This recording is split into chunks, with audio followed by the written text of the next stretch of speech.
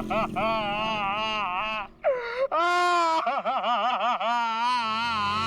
पंकज, ये किस तरीके से रो रहा है?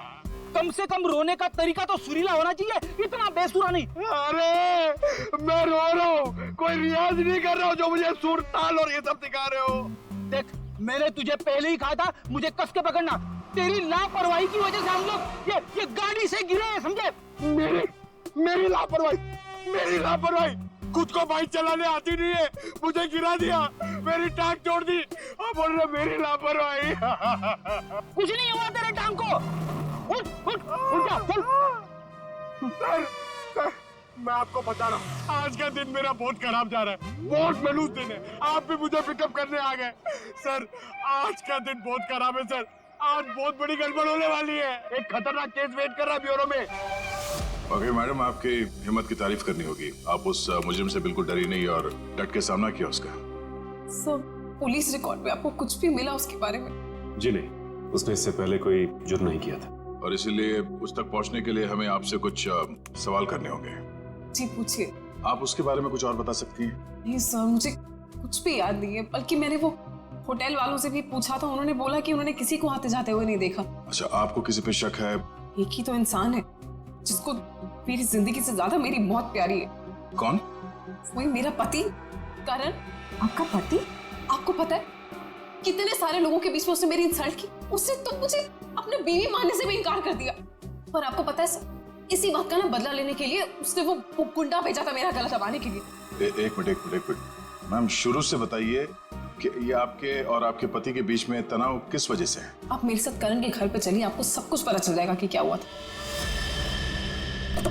नहीं राधिका, जब तक हम ना बुलाएं तुम गाड़ी में बैठो। मगर क्यों? प्लीज राधिका जी, आप बात को समझने की कोशिश कीजिए, हम आपको जल्दी ही अंदर बुलाएंगे। ठीक है, बैठती हूँ।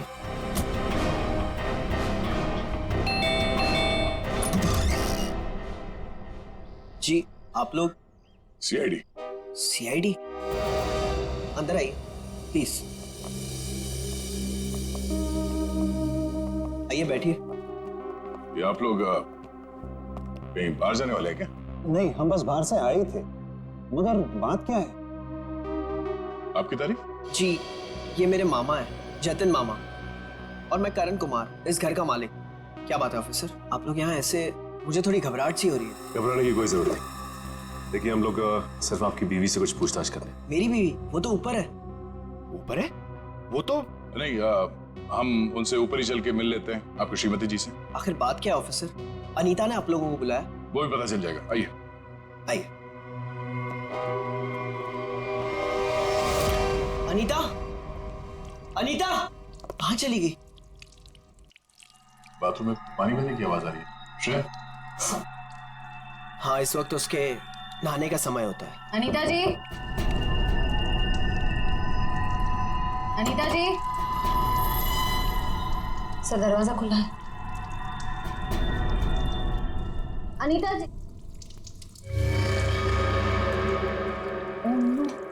सर, अनीता जी, अनीता जी। अनीता, अनीता क्या हुआ? तेरी तो मर चुकी है। अनीता, अनीता, अनीता। एक मिनट, करण आप समझिए प्लीज। अनीता को क्या हुआ? ले जाओ। करण जी, आप मेरे साथ बाहर चलिए प्लीज। आइए।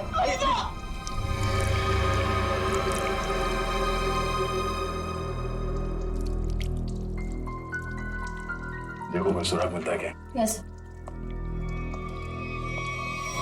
भगवान ने मेरे साथ बहुत बड़ा अन्याय किया है। मेरी अनीता को मुझसे छीन लिया। करण बेटा, संभालो अपने आप को। मैं सुधा कहाँ गई? सुधा जी का कमरा कहाँ है? वो रहा। बढ़िया, जरा सुधा जी को बाहर लेके। नहीं, आप बैठिए। माफ कीजिएगा, मगर हमें आप लोगों से कुछ सवाल करने होंगे। सर, ये बताइए। हाँ सर, वो सुधा जी। क्या हुआ माँ को? हाँ, क्या हुआ माँ को? माँ, माँ, माँ, माँ, सुधा, माँ, माँ, माँ, आंखें खोलो। कहीं माँ भी? नहीं, जिंदा है, नब्ज धीमी चल रही है। बड़ी एम्बुलेंस बुलाओ जल्दी। माँ। सचिन, माँ आंखें खोलो माँ। माँ माँ आंखें खोलो। इन दोनों का कहना है कि ये अभी अभी घर आए हैं। पता लगाना होगा कि सच्चाई क्या है। दोनों को अलग अलग ले जाके पूछताछ करनी होगी। नाक और कान में खून है। शरीर पे कोई चाकू या कोई हथियार के निशान नहीं। मुझे लगता है नहाने से पहले इसने कुछ खाया पिया होगा और किसी ने इसके खाने में ही कुछ मिला दिया होगा। हाँ, कि बाथरूम में सब सामान जगह पर है। हाथापाई या मारामारी का कोई निशान नहीं। वही तो।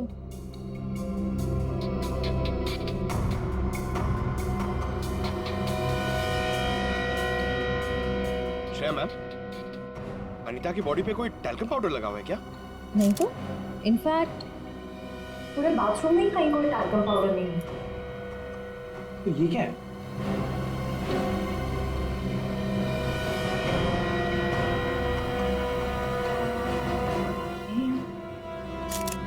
कहीं अनीता की मौत का इस पाउडर से लेना देना तो नहीं?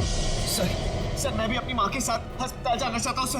मुझे उनकी बहुत चिंता हो रही है, प्लीज सर मुझे जाने दीजिए। घबराइए नहीं, हमारा एक ऑफिसर गया आपकी माँ के साथ उनका ध्यान रखने के लिए।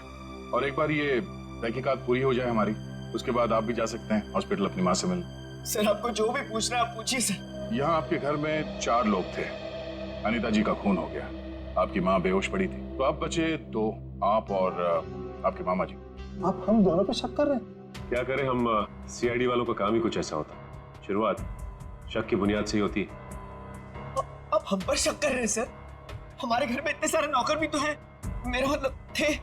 हे, आज दोपहर को माँ ने सारे नौकरों को पनवेल भेज दिया सर, हमारे फार्म हाउस पे। वहाँ पे रेनोवेशन चल रही है, लेकिन अब तक तो उनको आ जाना चाहिए था। आज ही नौकर को बाहर भेजा और आज ही ये सब कुछ हो गया। ये कोई संयोग तो नहीं हो सकता। आपने आखिरी बार अनीता को जिंदा कब देखा था? आज दोपहर को 1 बजे से। उसके बाद मैं ऑफिस चला गया और फिर मामा जी के साथ वकील के यहाँ। करण ने मुझे 1:30 बजे संगानेर रोड से पिकअप किया। वहां से हम वकील के पास गए। और इस बीच आप दोनों की अनीता जी या सुधा जी से कोई बात हुई थी? नहीं, कोई बात नहीं, कोई फोन भी नहीं आया। वकील के साथ मीटिंग करने के बाद हम 4 बजे तक घर लौट आए। और घर का दरवाजा किसने खोला? मैंने आपको कहा ना, घर में सबके पास एक एक चाबी है घर की। मैंने अपनी चाबी से दरवाजा खोला और मैं और मामा जी घर में आ गए।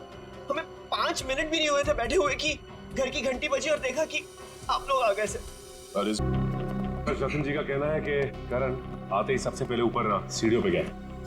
अच्छा, तो आपने मरने से पहले अपने बीवी को देखा होगा? जी नहीं। नहीं? तो ये मामा जी झूठ बोल रहे? नहीं तो मैंने ऐसा तो नहीं कहा था ना। मैं ऊपर जा रहा था, लेकिन कमरे तक पहुंचने से पहले मेरा फोन बजने लगा। ऊपर नेटवर्क का प्रॉब्लम है, इसलिए मैं वापस नीचे आ गया। पता नहीं क्यों चाह कर भी हमें यकीन नहीं हो रहा आप दोनों के बयान पर। ऐसे लग रहा है कि हम लोग कोई कहानी सुन रहे हैं, एक मन घड़ंत रची हुई कहानी। अरे सर प्लीज, हमारे साथ इतना बड़ा हादसा हुआ है और हमें हमदर्दी दिखाने के बजाय आप हम पे शक कर रहे हैं। हमदर्दी से ज्यादा जरूरी हमारे लिए अनीता को इंसाफ दिलाना है, उसके खूनी को फांसी के फंदे तक पहुंचाना है। अब उस मुजरिम को पकड़िए सर, क्या पता कल को वो मामा जी या मुझे मार दे। सर ऊपर बाथरूम में ये हरा पाउडर मिला, इसके अलावा और कोई खास सबूत हाथ नहीं आया है। आप कुछ बता सकते हैं इस पाउडर के बारे में? क्या है ये? नहीं सर, इससे पहले इस पाउडर को मैंने बाथरूम में कभी नहीं देखा। कोई बात नहीं, हम पता कर लेंगे। पंकज, टेस्टिंग के लिए भेज दो।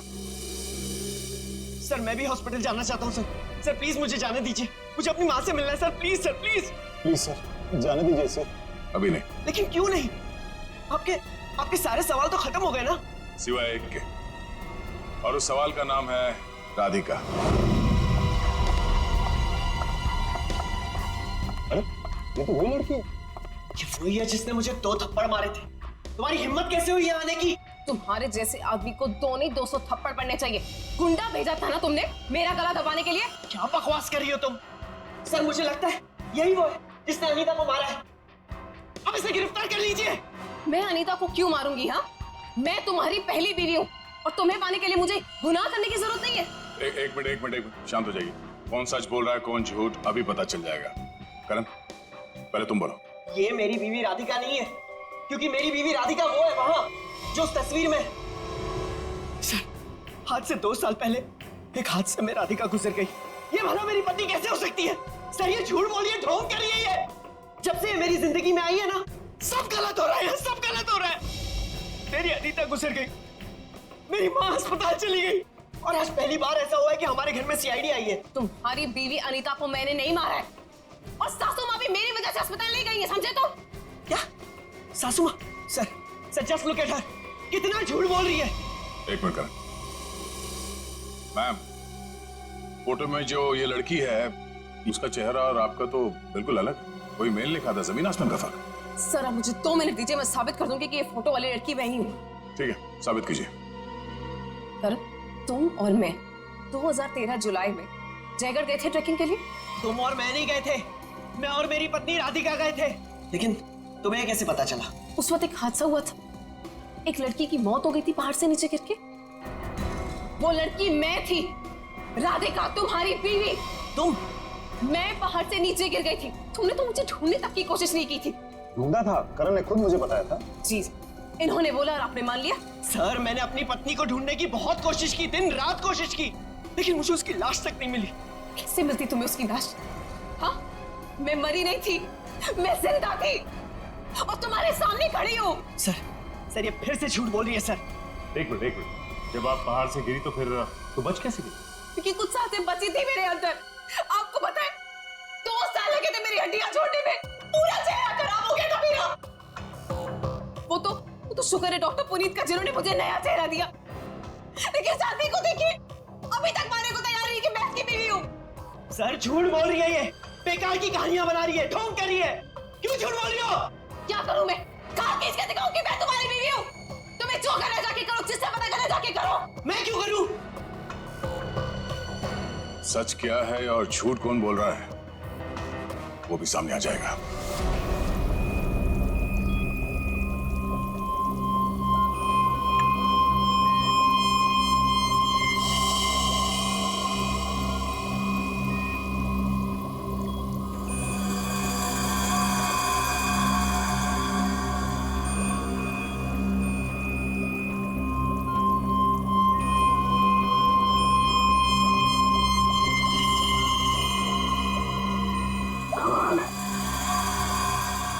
होशियारी और बेवकूफी का ये अजीब सा संयोग। कालू के साहब, आप इतने उलझे क्यों लग रहे हैं? आपको तो खुश होना चाहिए, इस बार हमने जो तगड़ा सबूत दिया है आपको, वो पाउडर। अगर वो पाउडर आप लोग नहीं भेजते ना, तो भी मैं अपना काम चला देता। कैसे बताता हूं। एक हाँ मेरे साथ ये देखो, ठीक वैसा ही हरा रंग जैसे हरे रंग का पाउडर आप लोगों को मिला। ये एक किस्म की केमिकल है, ये एक किस्म का ब्लीच है, सल्फा क्रोमेटोज, जो कि अधिकतर इंडस्ट्रीज में इस्तेमाल की जाती है। मतलब सर ये केमिकल अनीता के नहाने के पानी में था? बिल्कुल। और ये कितना खतरनाक केमिकल है, इसका असर तुम लोग देख ही चुके। जैसे जैसे ये ज्यादा मात्रा में इंसान के टच में आता है, इंसान की हालत खराब होती जाती है। उसकी नसें, उसकी ब्लड वेसल्स इतनी फूल जाती हैं कि फट जाती हैं, और उसी की वजह से मौत हो जाती है। सर बाथरूम में कोई बकेट तो नहीं थी, यानी वो जहरीला पानी शावर से ही आया होगा ना? लगता तो ऐसे ही है। दोबारा जाके वहां पे वो शावर चेक करना पड़ेगा। डॉक्टर साहब ये बताइए कि करण की माँ सुधा जी, उन्हें भी इसी तरह के केमिकल से बेहोश किया गया था? हाँ दया, था तो केमिकल ही, लेकिन ये केमिकल नहीं था। वो केमिकल था मैथनॉल।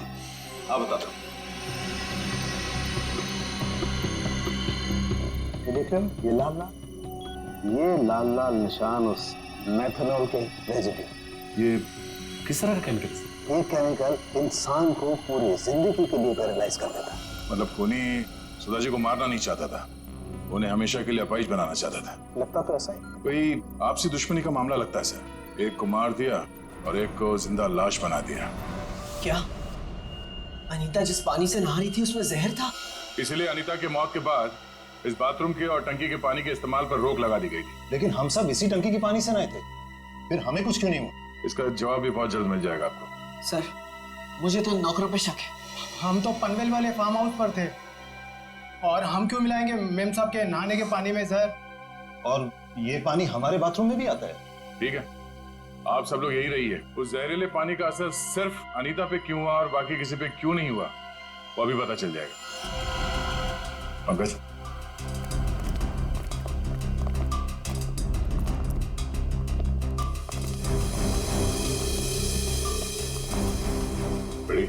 शावर को खोलो। अगर जहर पानी में है तो उस केमिकल के अवशेष इसमें जरूर मिलेंगे।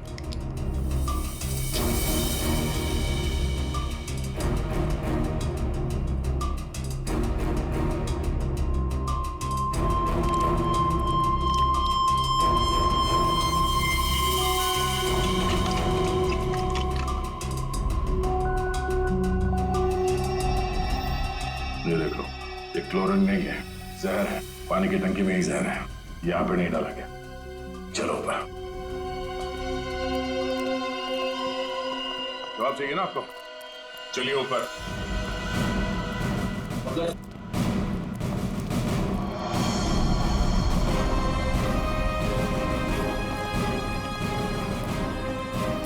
सर, ये पानी की टंकी में जहर क्यों होगा?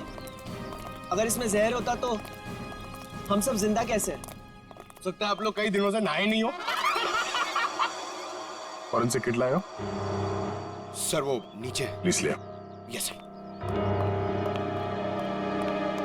इस पानी की टंकी तक कोई घर वाला ही आ जा सकता है ना? हाँ, घर का कोई सदस्य या नौकर? सर, हम में से ऐसा कोई क्यों करेगा? अब ये काम तो किसी बाहर वाले का हो नहीं सकता। बाहर वाला कोई भी इतनी आसानी से आपके घर के पानी की टंकी तक कैसे पहुंचेगा? क्यों नहीं पहुंच सकता? पिछले हफ्ते एक प्लम्बर भी तो आया था यहाँ। इंटरेस्टिंग। पर आप लोगों की जानकारी के लिए बता दूं, इस जहरीले पानी का असर सिर्फ अनीता पे इसलिए हुआ क्योंकि खुदी ने वो जहर पानी में उस वक्त मिलाया जब अनीता नहाने के लिए गई। हाँ सर, ऐसा हो सकता है क्योंकि घर पे सबको पता था कि अनीता किस वक्त नहाने जाती है।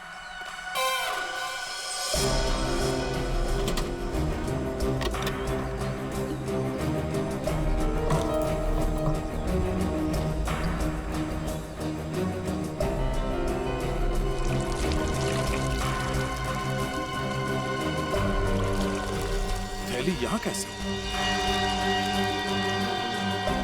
बस करो।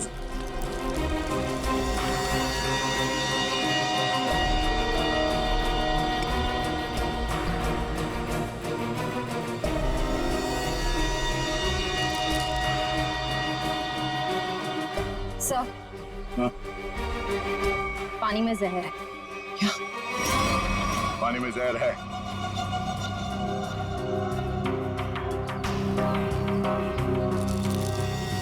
तंगुस?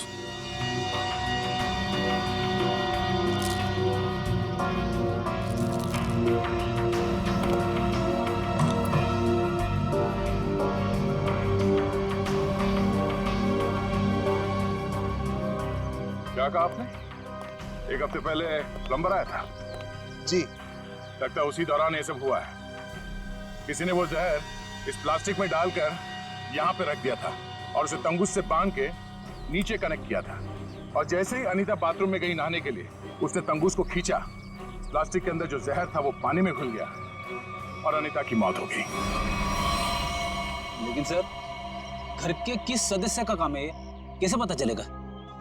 अरे, अगर किसी ने तंगुस यहाँ से खींचा है तो जरूर आसपास किसी न किसी ने तो देखा होगा कुछ। आसपास लोगों से पूछते हैं। या आसपास किसी ऐसे आदमी से पूछना होगा जो घंटों एक ही जगह पे बैठा रहता है, जैसे कोई दुकानदार, फेरी वाला, कोई बिल्डिंग का वॉचमैन।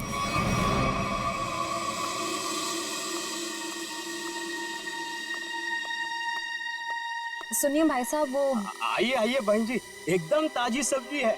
कौन सी दूं? नहीं, मुझे सब्जी नहीं लेनी है। मैं सीआईडी से हूँ। हमें आपसे कुछ सवाल करने। सवाल? कौन से मैडम सवाल? तो आप रोज बैठते हो यहाँ पे सब्जी बेचने? पिछले 2 साल से हम यहाँ दुकान लगा रहे हैं साहब। तो पिछले 2 साल से आप ये सामने वाला घर भी देख रहे होंगे? हाँ साहब। परसों दोपहर को 1 से 3 बजे के बीच में तुमने किसी आदमी को देखा था उस घर के आसपास? तो ऐसा आदमी जिसपे तुम्हें शक हुआ हो, तो उस घर के आसपास बहुत देर से खड़ा हो। परसों साहब, हाँ, वो घर का जो नौकर है ना साहब, वो घर के बाहर बहुत देर तक खड़ा रहा साहब।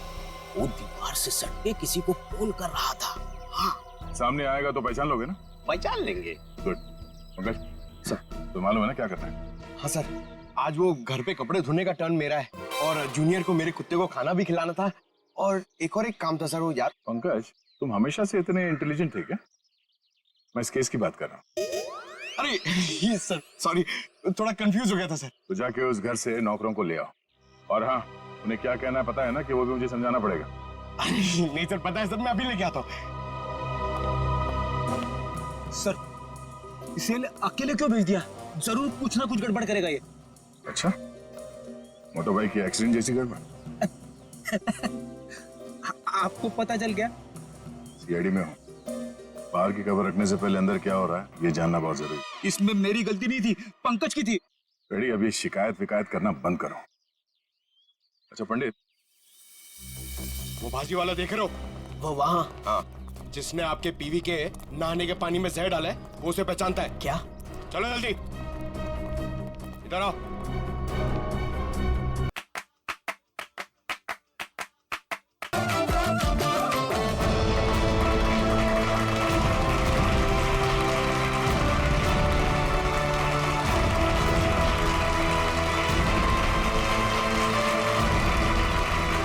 अरे वारे पार्टनर, किसी मोबाइल की लॉन्चिंग इससे अच्छी नहीं हो सकती। देखो शायला कैसे सबको दीवाना बना रही है। मैंने तो पहले ही कहा था, शायला के जुड़ने से हमें बहुत फायदा होगा।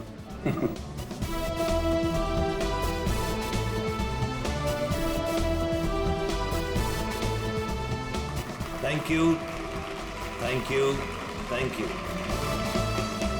ग्लोबल मोबाइल के नए फोन के लॉन्च पर आप सभी का स्वागत है। उम्मीद है आप सभी को बहुत मजा आ रहा होगा, और आप मीडिया वालों की बेसब्री को मैं समझ सकता हूँ। आपके सवालों का जवाब देने आ रहे हैं हमारे ग्लोबल मोबाइल के सीईओ मिस्टर करण।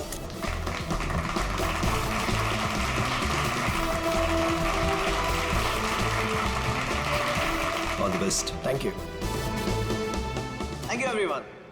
आप लोग अपना कीमती वक्त निकाल कर यहाँ आए, इसके लिए आप सभी का बहुत बहुत शुक्रिया।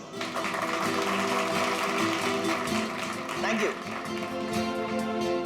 आज मैं बहुत खुश हूं, क्योंकि आज मैं आप सबको अपनी कंपनी का वो मोबाइल देने जा रहा हूं जो आपकी रोजमर्रा की जिंदगी को और भी आसान कर देगा।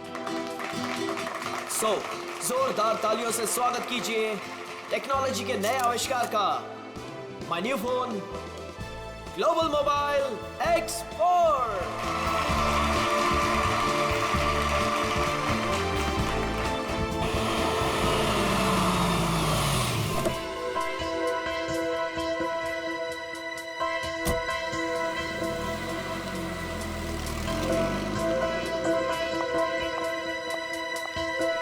वेलकम मैडम, आइए आइए। फंक्शन कहाँ चल रहा है? हॉल नंबर 1 में। ओके। क्या ये बात सच है कि आपका मोबाइल बाकी मोबाइल की तुलना में बेहतरीन बैटरी लाइफ और परफॉर्मेंस देंगे? अभी जो हमने सॉफ्टवेयर का इस्तेमाल किया है वो बहुत ही एडवांस्ड है, और ये हमारे फोन को एक नया करण करण करण करण करण ये कौन है मामा जी? पता नहीं। मैं तुम्हें देखे कितनी खुश हूँ करण, मैं कितना परेशान हो गई थी। I am so happy to see you. Excuse me, छोड़िए, कौन है आप? क्या बदतमीजी है? मुझे लगा तुम मुझे पहचान लोगे, और यहाँ पर क्या लगा रखा है? हाँ, मुझे मेरे नाम से बुलाओ ना। मुझे पता भी नहीं कि तुम कौन हो, तो तुम्हारा नाम कैसे पता चलेगा मुझे? तुमने अपना एड्रेस बदल दिया, अपना फोन नंबर बदल दिया, फिर भी मैंने तुम्हें ढूंढ निकाला। 2 साल इंतजार किया है मेरे कारण। 2 साल? Hey, no photographs. नीचे कीजिए। No camera, please. Please. Please. अब मैं समझा, तुम्हें जरूर किसी और मोबाइल कंपनी ने भेजा है हमारे इस फंक्शन को खराब करने के लिए, राइट? ये क्या कह रहे हो तुम? हाँ, सही कह रहा हूं मैं। इतनी घटिया हरकत करने के लिए कितने पैसे मिले? बस बहुत बोल दिया तुमने। हाँ, बहुत अपमान कर दिया तुमने मेरा। तुम्हें जानना है ना कि मैं कौन हूँ? हाँ, मैं तुम्हारी बीवी हूँ, राधिका। कुछ याद आया? बस बहुत हो गया। एक शब्द भी बोला ना, और सिक्योरिटी को बुला के तुम्हें धक्के मार के यहाँ से बाहर निकाल दूंगा मैं। सिक्योरिटी! धमकी किसको दे रहे हो तुम? हाँ, जिसको जाके बोलना है ना, बोलो जाके। साथ फेरे लिए मैंने तुम्हारे साथ, शादी की है मैंने तुमसे। इनफ! बहुत बोल लिया यार तुमने। करण बेटा शांत हो जाओ। इस रिश्ते के बीच में अब और कोई नहीं आएगा। करण रुको।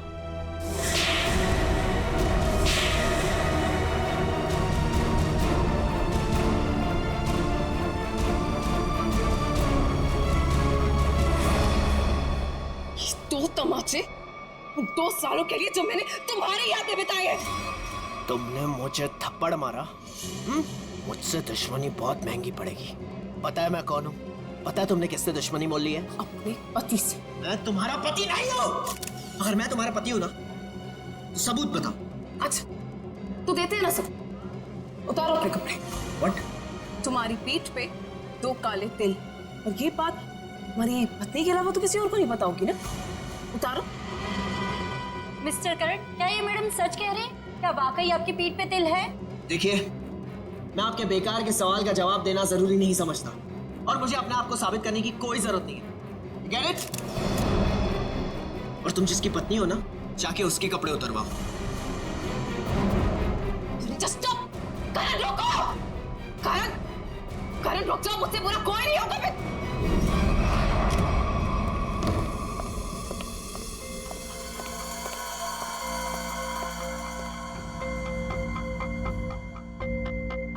छोड़ूंगा नहीं मैं उस औरत को। उसकी इतनी हिम्मत कि उसने सबके सामने मुझे 2 झापड़ मारे। करण कुमार की इतनी बड़ी इंसल्ट जिंदगी में किसी ने नहीं की। जरा मैं भी तो सुनूं, कौन है ये औरत जिसने मेरे पति श्री करण कुमार जी का इतना बड़ा अपमान किया? देखो अनीता, मैं पहले ही बहुत बुरे मूड में हूँ। मेरे जख्म पे मरहम तो नहीं लगा सकती, कम से कम नमक तो मत छिड़को। मरहम लगाने के लिए तो कपड़े निकालने पड़ते हैं ना, जैसा कि उस औरत ने कहा था। तुम्हें कैसे पता चला? तुम्हारे जैसा पति हो ना तो सोते वक्त भी आंखें खुली रखनी पड़ती है। क्या मतलब तुम्हारा? सच सच बताओ कि कौन है वो औरत? अगर वो तुम्हारी पत्नी है तो फिर मैं कौन हूँ? तुमने मेरे साथ धोखा किया।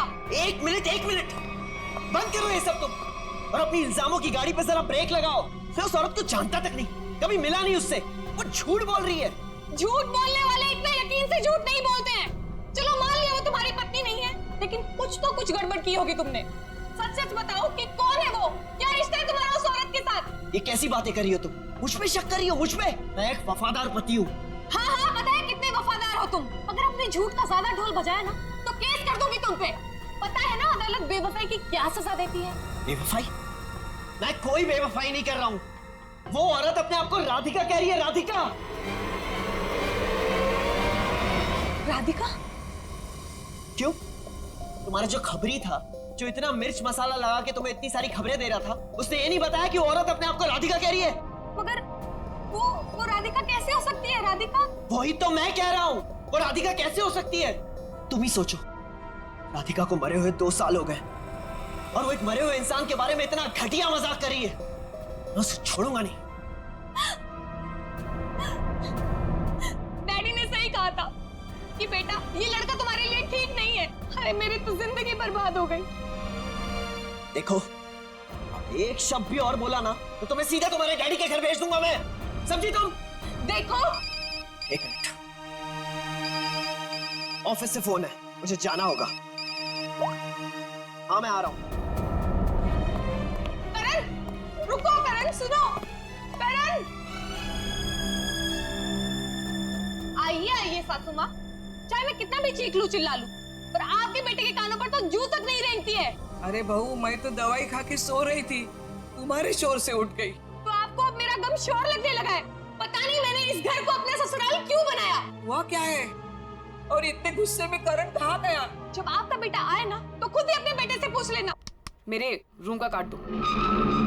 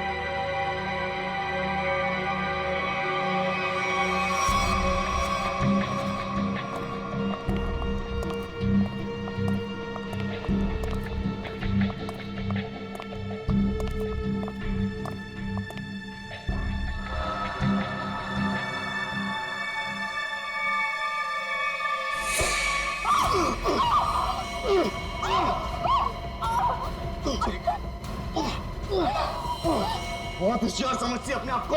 अब तुझे कौन बचाएगा मुझसे?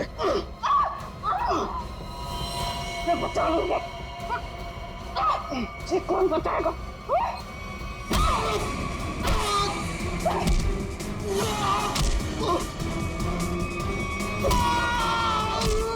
किसने भेजा तुझे? हाँ? मेरे पति के दूसरे बीवी ने भेजा है ना? तुझे पता है नकली है, असली मैं हूँ। तुझे तो पुलिस वाले बताएंगे हम, समझा?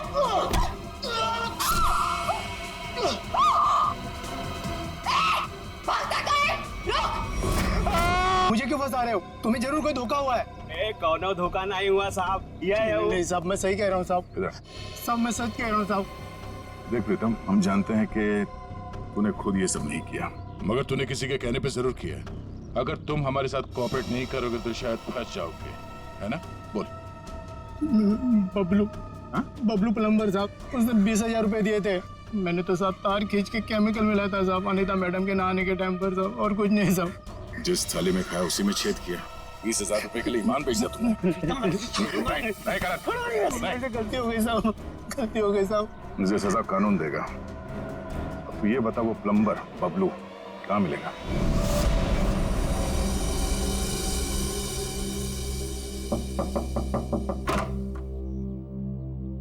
नमस्ते। नमस्ते। बबलू है क्या? आप लोग बाद में आना, बबलू अभी घर पर नहीं है। कहाँ गया बबलू?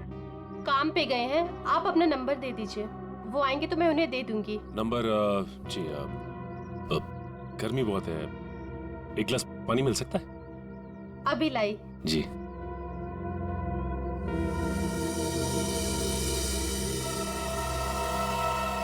ये क्या? बबलू के प्लम्बिंग का सामान तो यहीं पड़ा हुआ है। इसका मतलब ये औरत हमसे झूठ बोल रही है। Thank you. थैंक्स। चलते। पर आपने अपना नंबर नहीं दिया। हम लोग फिर आ जाएंगे। जी। Thank you. कितना गर्मी है इधर। ओह गॉड, किधर आ गई मैं? मुझे लग रहा है चक्कर आने वाला है मुझे। ओह गॉड। अरे भाई साहब सुनिए, ये बैबलू किधर रहता है? बैबलू प्लम्बर इधर रहता है। इधर? Okay thank you.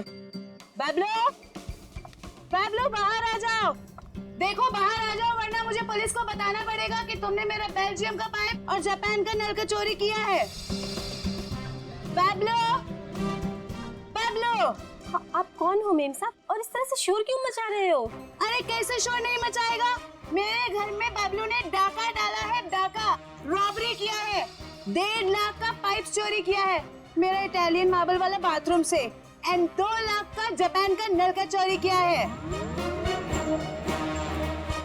2 लाख का नल का? इन अमीरों के पास कितने फालतू पैसे होते उड़ाने के लिए। देखो मेरा टाइम वेस्ट नहीं करो। बबलू, लास्ट वार्निंग दे रही हूँ तुम्हें, मैं पुलिस को फोन कर रही हूँ। बबलू। मैडम, आपको जरूर कोई गलतफहमी हुई है। मैंने जापान का नलका देखा ही नहीं, तो उसे चुराऊंगा कैसे? अब तो जापान के नलके की छोड़ और जेल के नलके की सोच। सीआईडी वालों ने मेरे साथ धोखा किया, मुझ पे झूठा इल्जाम लगाया। क्या करे, कभी कभी चूहों को बिल से निकालने के लिए सीआईडी को ऐसी चालबाजियां करनी पड़ती, समझा? अब बोल, अनीता को जहर क्यों दिया? जहर? पाउडर में जहर था? मुझे वाकई नहीं पता था। तुझे क्या लगा पानी के कीड़े मारने की दवा है वो? हा? पता नहीं साहब, मैंने इतना सोचा ही नहीं था। 50,000 रुपए मिल रहे थे, मैंने बिना दिमाग लगाए चुपचाप काम कर दिया। किसने दिए 50,000 रुपए तुझे? मुझे नहीं पता, एक फोन आया था होटल से। कौन से होटल से फोन आया था? Excuse me ma'am. Good afternoon sir. Good afternoon ma'am. हमारे होटल में आपका बहुत बहुत स्वागत है। अरे वाह, इतने प्यार से हमारा स्वागत किया। जनरली सीआईडी को देख के तो लोग मायूस हो जाते हैं। सीआईडी? क्या बात है सर? इसे पहचानती हैं आप? नहीं पहचानती। क्या बात, मतलब आपने कभी देखा ही नहीं है? याद तो नहीं आ रहा है। ठीक है, हम आपको याद दिला देते हैं। बबलू नाम है इसका। पिछले हफ्ते यहाँ इस होटल से एक पैकेट लेने आया था आप ही के होटल में किसी गेस्ट से। कौन सा गेस्ट था सर? अगर ये सब कुछ हमें पता होता तो यहाँ क्यों आते? एक्चुअली यहाँ हर रोज बहुत गेस्ट आते हैं, और पिछले हफ्ते यहाँ कौन कौन रुका था ये कैसे याद रहेगा? हाँ ये बात तो है, पर आपके पास कोई रजिस्टर, कोई रिकॉर्ड्स के लिए आपके मेहमानों के या जो लोग उनसे मिलने आते हैं रखते होंगे ना? तो तो आप जरा उसमें चेक कीजिए और बताइए ये बबलू किससे मिलने आया था। हाँ सर, मैं चेक कर लेती हूँ। प्लीज।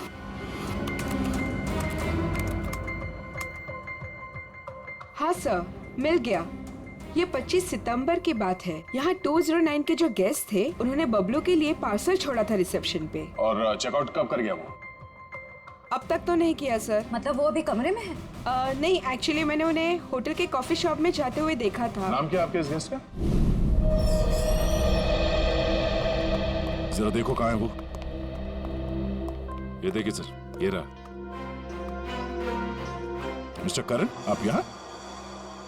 ये सवाल तो मैं भी आप लोगों से पूछ सकता हूँ। हाँ, ये बात तो है, ये सवाल आप भी कर सकते हैं, मगर चूंकि सवाल हमने पहले किया है तो आप जवाब दीजिए। वो मुझे यहाँ का ऑमलेट और कॉफी बहुत पसंद है, इसलिए थोड़ी पेट पूजा करना आ गया था। अरे वाह, तुम मेरे लिए भी बोल दीजिए। सर, मेरे पेट में चूहे दौड़ रहे हैं। तुम्हारे चूहों को कह दो कुछ देर के लिए इंतजार करें, क्योंकि हम यहाँ जिस खास शख्स से मिलने आए हैं, पहले उससे तुम मिलने। खास शख्स कौन है? आओ मिला दो। आजा। नमस्ते, कैसी हैं? आप लोग यहाँ? हाँ हाँ, नमस्ते इनसे भी कहिए, करण जी है। सर, आप क्यों मुझे फंसा रहे हैं? मैं बस यहाँ सेटलमेंट करने आया था। अभी तो आप कह रहे थे कि आप ऑमलेट खाने आए। ऑमलेट तो बस एक बहाना था। सबसे पहले ये मेरी पत्नी राधिका है ही नहीं, तो मैं चाहता था कि कुछ पैसे देकर मामले को यहीं रफा दफा कर दूं, बस। वैसे आपकी जानकारी के लिए बता दूं कि पिछले कुछ दिनों में आपकी जिंदगी में जो कुछ भी हो रहा है कोई नहीं की मेहरबानी है। सब मेरी जिस जयगढ़ इलाके में आपकी राधिका का एक्सीडेंट हुआ था, वहाँ के सभी प्लास्टिक सर्जन से बात हो गई है हमारी। क्या सच कह रही? यही तुम्हारी असली बीवी है? I can't believe it। यकीन हुआ तुम्हें कि मैं ही राधिका? यकीन तो हमें भी हो गया कि अनीता का खून, हमारे पास मदद के लिए आने का वो ड्रामा और सुधा जी के ऊपर हमला, ये सब तुम्हारी दिमाग की उपज है।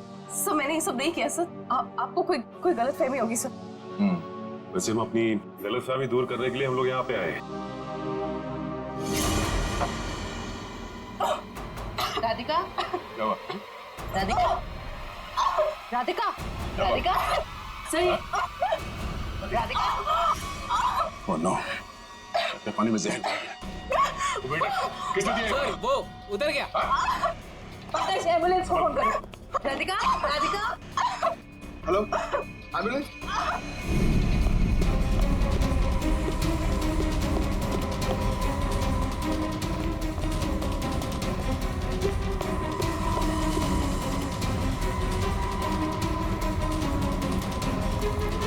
और कहाँ भाग हो गया?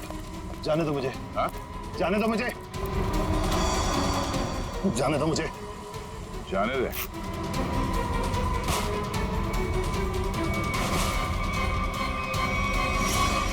अम्मा जी, आप? तुझे छोड़ दे? हाँ? अब बोल, क्यों किया तूने ये सब? 2 साल पहले मैंने करण को राजी किया था कि वो राधिका को पहाड़ से धक्का दे दे। बुद्धि भ्रष्ट हो गई थी मेरी, दिमाग खराब हो गया था जो मैंने आपकी बात सुन ली। आगे बताओ, सुधा जी के इस हालत के जिम्मेदार तुम ही हो ना? सुधा के खाने में मैंने ही गड़बड़ की थी। और राधिका जब पहाड़ से नीचे गिरने के बाद भी नहीं मरी तो तुमने इसके दिमाग में जहर घोला। हाँ, राधिका को मोहरा बना के करण और सुधा के खिलाफ इस्तेमाल किया मैंने, और राधिका के नाम से ही बबलू के हाथों अनीता की पानी की टंकी में जहर मिलवाया था मैंने। अब ये भी बता दो कि ये सब नेक काम तुमने किस लिए किए? बदला लेना चाहता था मैं। किससे? अपनी चचेरी बहन सुधा से। 1000 लालची आदमी मरे होंगे तब जाके सुधा का जन्म हुआ होगा। शुरू से ही उसकी नजर मेरे पैसों पर थी। मेरे भोले भाले माँ बाप को बेवकूफ बनाकर उसने हमारी पूरी जायदाद पर कब्जा कर लिया था। एक एक पैसे के लिए मोहताज बना दिया था उसने मुझे। सिर्फ इतना ही नहीं, मेरे बच्चे को भी अस्पताल में मार दिया था उसने ताकि सब कुछ करण का ही बना रहे। माना कि सुधा ने बहुत गलत किया तुम्हारे साथ, मगर उसके लिए तुमने जो रास्ता चुना है वो भी सही नहीं है। बदले की भावना ने मेरे जमीर को अंधा बना दिया था। मेरा तो सिर्फ एक ही मकसद था, इस परिवार का नामो निशान मिटा देना। मामा जी, मैं कभी सपने में भी नहीं सोच सकता था कि आपके दिल में इतना जहर होगा। जब दिल में जहर भरा होता है तो उसका अंजाम भी जहरीला ही होता है। सुधा ने जो किया उसकी सजा तो तुमने उसे दे दी। अब करण और तुम्हारा इंसाफ अदालत करेगी।